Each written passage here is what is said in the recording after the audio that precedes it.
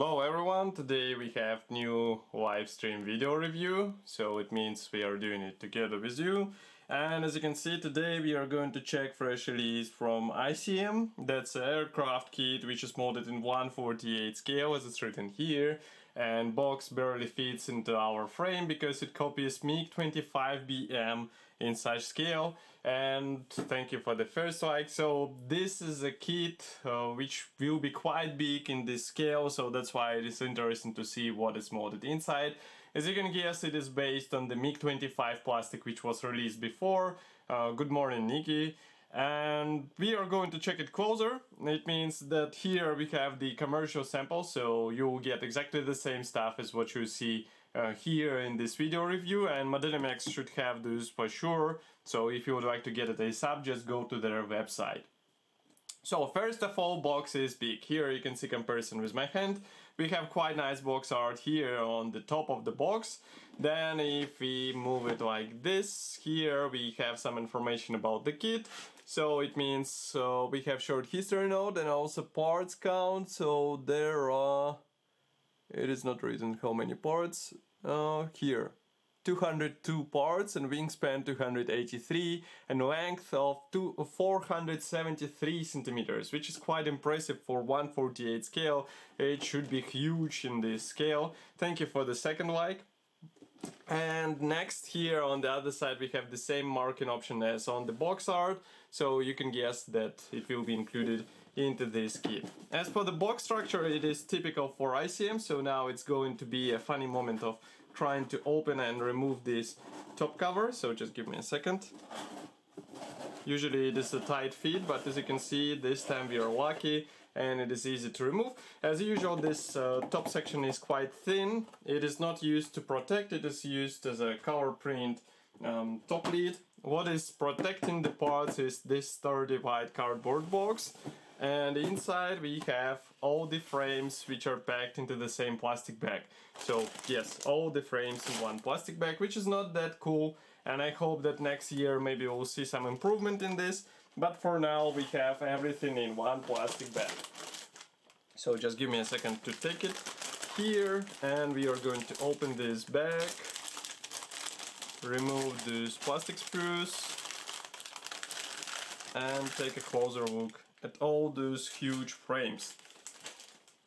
So just because the length of the finished model will be really big, here we have the first fuselage panels, and as you can see, these are top and bottom fuselage panels. So let's zoom in a bit because we can see it closer. So top and bottom parts, and external detailing looks really good. We have recessed panel lines and riveting. Also here we have some parts for the wheel wells. Here we have some parts for the landing gear doors. And we can zoom in so that you can see the external detailing on those parts. As you can see, it is completely fine.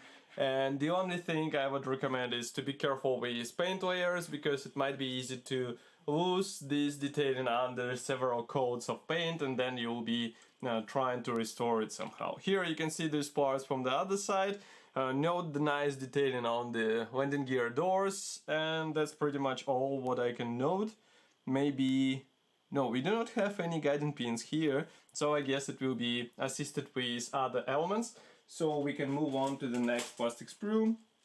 And this one is dedicated to the tail section. So yes, tail section will be assembled out of separate panels. Here we have more of these parts, so be ready for such parts division. Here we have some cockpit elements, also wing mechanization here. And if we flip it over, here you can see that those tail fins ends will serve as a guiding elements, the same as this bottom part, so it might be helpful in my opinion. Huge landing gear wheels should be glued out of 2 hulls. Thank you for the third and fourth like. And for the landing gear wheels, I can say that they look okay for this scale, for out-of-the-box detailing, but if you would like to have something better, I would recommend to find some resin aftermarket set which will improve the appearance. And believe me, in this size it will be noticeable, so it's worth thinking of upgrading this area of the kit.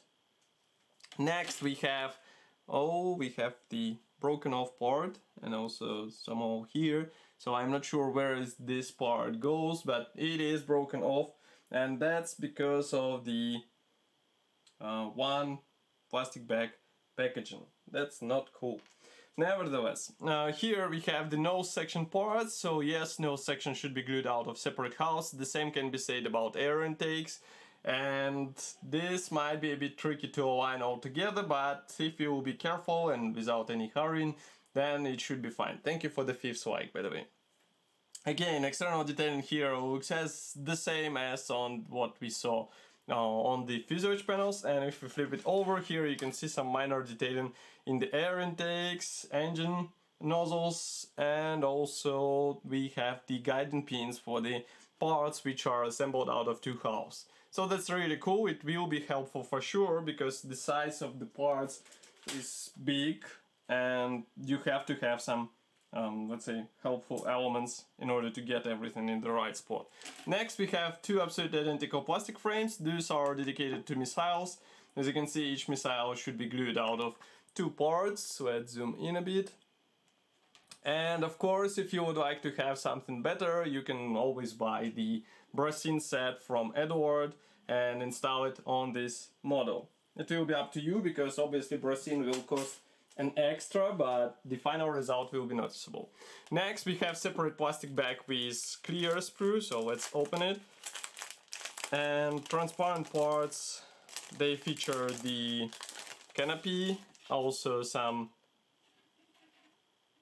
lights, lenses, and also the dashboard, surprisingly, or instrument panel. Of course, these canopy parts, they will help you build the openable cockpit, so you can open them.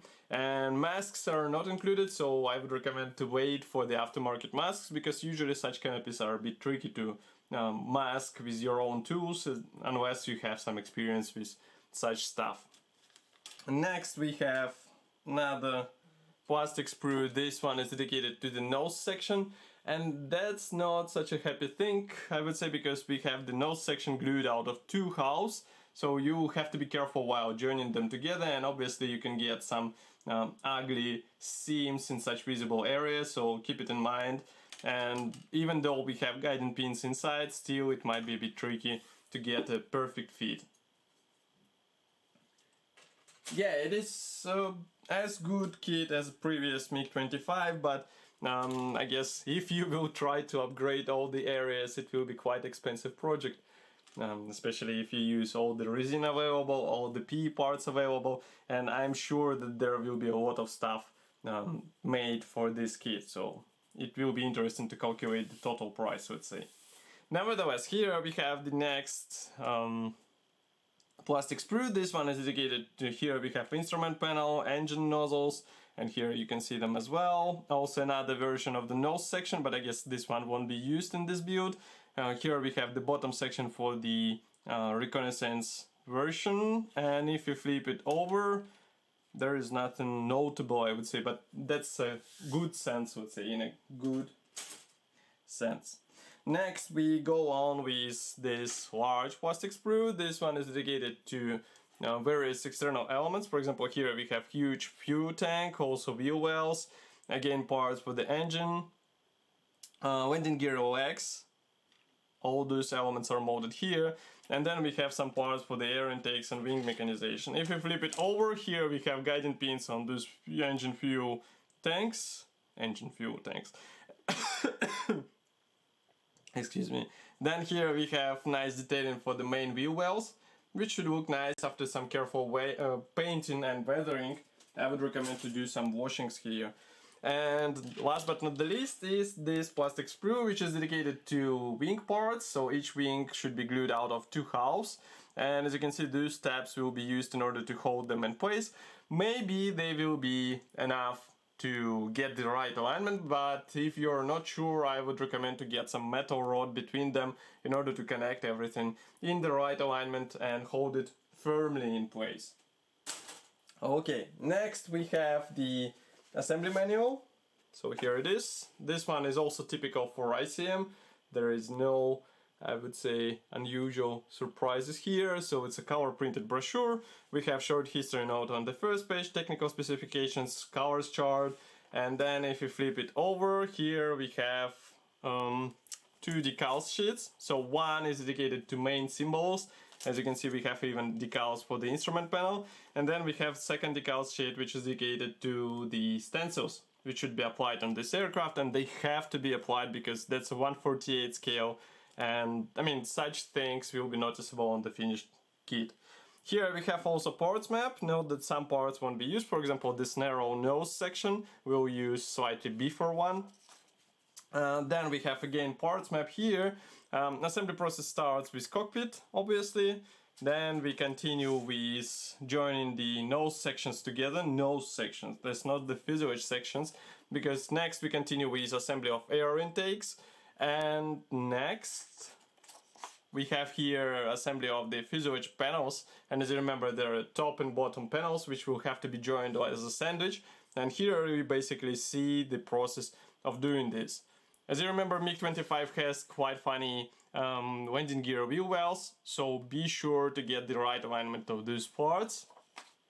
Next we continue with installation of the side panels here, tail fins assembly. Also here we have the engine nozzles, and I can guess that there will be some resin upgrade for this area because it is a huge part of the aircraft which is noticeable even on the finished model, let's say. Next we continue with installation of the top section here, and note that here we also install the engine nozzle, and first the engine nozzle should be installed and only then you close the fuselage, so not in the different order.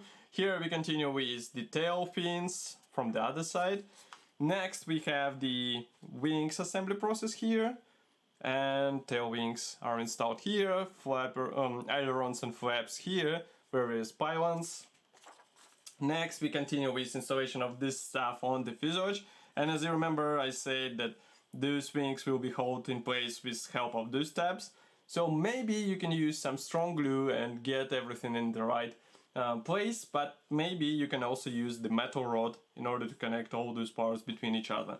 In the nose section you will have to place the weight of 25 grams, so don't forget about it, or you will get the tail seater, huge one tail seater. Thank you for the 6th like, by the way. Next we continue with nose section attachment to the aircraft. Here we assemble the landing gear parts, various doors, wheels, and then those wheels are getting installed into the place. Missiles being assembled here, and huge fuel tank, canopy, and combing panel as well. And last but not the least is the canopy attachment, the movable section. You can place it in open or closed position, it will be up to you, but in total you will have to perform 106 steps. Here we have the stenciling guide for this aircraft, and that's the first marking option. This one comes from Lipetsk Combat and Conversion Training Center. It's not written which year it is.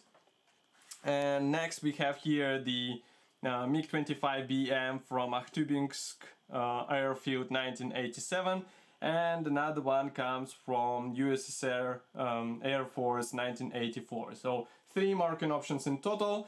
Not that many I would say, but still is okay, better than just 2 in some other kits from different manufacturers, if you know what I mean. But this kit, as I said, is already available for purchase in Modelimex. In my opinion, this is definitely not a kit for beginners, but some professional modelers might be able to get a really nice result out of all those parts. And as Nikki in the comments wrote, this kit has a huge potential for the upgrades. I have no doubt that we will see the PE and resin for this kit, you just have to wait a bit. And some of them are already available, for example on Edward website, so you can get them straight away. And I would be here happy to hear your opinion about this kit here in the comment section below. If you like this video, don't forget to press the like button because it helps us greatly and it shows your support for us. You can also subscribe to our YouTube channel, and I will see you in the next video review as usual. Thank you for joining. Bye.